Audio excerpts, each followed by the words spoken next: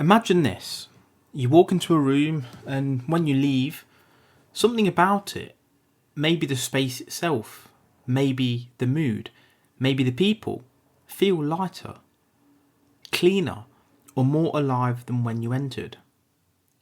By the end of this episode, you'll see how this principle, leaving things better than you found them, is not just a rule for camping trips, it's a secret code for living a meaningful life, building unshakable respect and creating ripples that outlast you, and leaving the world in a better place for the future.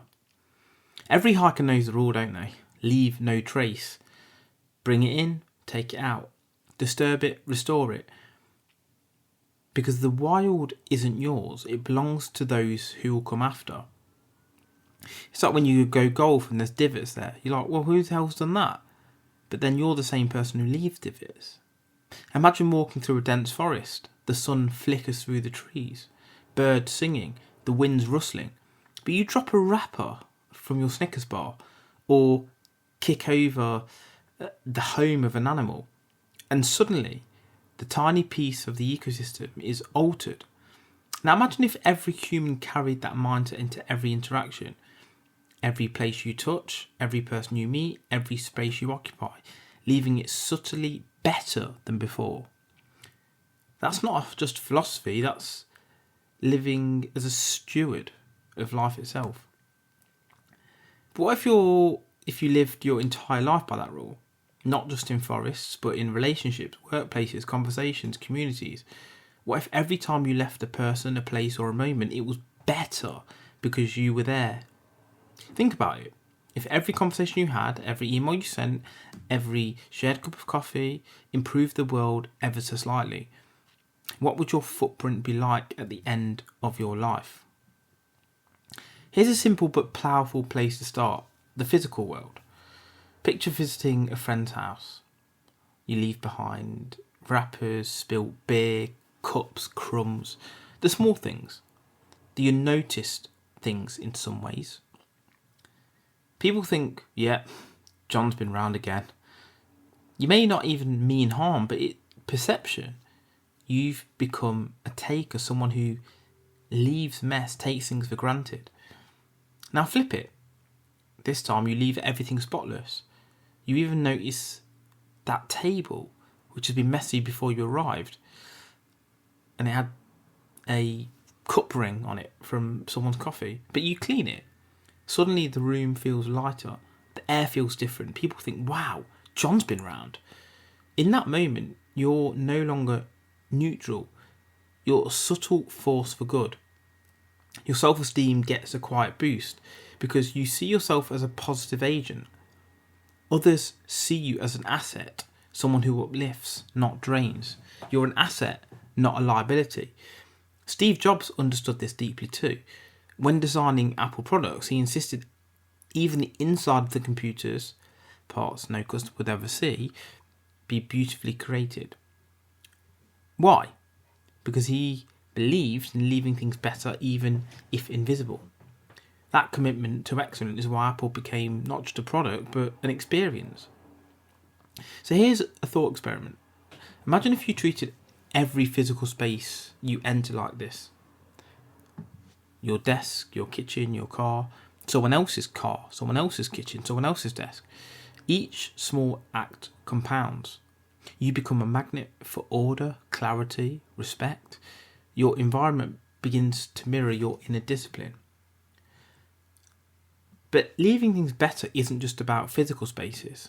It's about emotional ones too. Maya Angelou said, people will forget what you said. People will forget what you did, but they'll never forget how you made them feel. So imagine two versions of yourself entering a conversation. In one, you're distracted, impatient, defensive. You leave the person drained. In the other, you listen deeply. You encourage subtly and genuinely appreciate them. You leave them energized, lighter, maybe even inspired. That's emotional leaving better, if that makes sense. You're leaving that person emotionally better. That's emotional stewardship. Chat show hosts can master this, can't they? Guests on their show often said that in a room full of cameras and noise, they made them feel like the only person who mattered. That's why interviews feel like experiences. There were moments that lasted forever. That's what you should be like. Think of it as an invisible architecture. Each human interaction is a room. You either leave a mess or you leave a masterpiece. It's harder to create than to destroy. You need to look at leaving things in a better place. How would your rooms look if you committed to make them masterpieces? How would your life look? How would your body look? On the highest level, leaving things better means leaving legacies. Look at the civilizations of old, built these fantastic cathedrals and the pyramids, and they've left the world in a better place, and for some reason we are leaving it in a worse place. The litter just being one part, and actually society in general, but that's probably a conversation for a different podcast, different show within this podcast. Nelson Mandela, 27 years in prison. He could have been bitter, divided, seeking revenge, but instead he chose reconciliation. He left South Africa better, not just politically, but emotionally. He turned resentment into forgiveness and became a global symbol of peace. Or consider someone like Steve Irwin, most renowned for the crocodile hunters and obviously killed by the stingray. He focused on leaving a better environment. He didn't just focus on fame or entertainment. He dedicated his life to wildlife conservation, education, and inspiring millions to care for the natural world. Every interaction, every filmed encounter, every rescued animal, he left them better than when he found them. Even the smallest moments of kindness and awareness ripple through the world, changing perceptions and actions. So here's a thought experiment. Imagine your life as a pond. Each action is a stone. Some stones sink without a ripple, others create concentric circles, moving far beyond where they landed. What ripple do you want to leave behind? But don't think you need to be a world leader or wildlife legend to practice this. Think of Fred Rogers, Mr. Rogers' Neighbourhood. Every small gesture, every word, every smile was intentional. He left children better than he found them, one gentle act at a time. Marcus Rashford used his platform as a footballer to get a campaign for free school meals.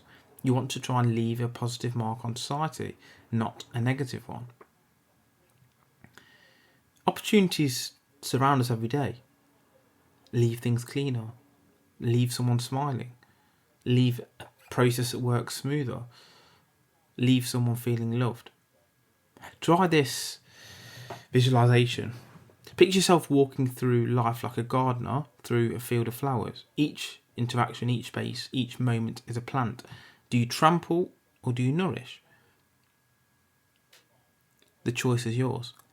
And here's why it works, because Viktor Frankl, who wrote Man's Search for Meaning, showed that our deepest drive is purpose. Leaving things better is purpose, lived daily. Marcus Aurelius, who we've talked about, said, waste no more time arguing about what a good man should be, but be one. Be that person. And it's universal. In Buddhism, it's known as karma. In Christianity, it's do unto others. In Sikhism, it's seva, which is selfless service. Every culture teaches the same truth. We exist not just to take, but to give, to improve, and to better the environment around us. Consider your legacy as a mosaic. Every small action is a tile. Some are bright, some are muted, but step back decades later and you see a pattern. Are you creating chaos or beauty? Leaving things better gives your mosaic depth, colour and meaning. So here's a challenge for this week. Everywhere you go, everyone you see, whatever it may be, ask yourself, what can I leave better than I found it? How can I leave it better than I found it? It could be a room, a relationship, a stranger's day, maybe even your own self. Because life isn't really about what we take, it's about what we leave, what we improve. And when people look back on you, the question won't be how much you had, but what you gave. Did you make the spaces, the people, the world just even a little better.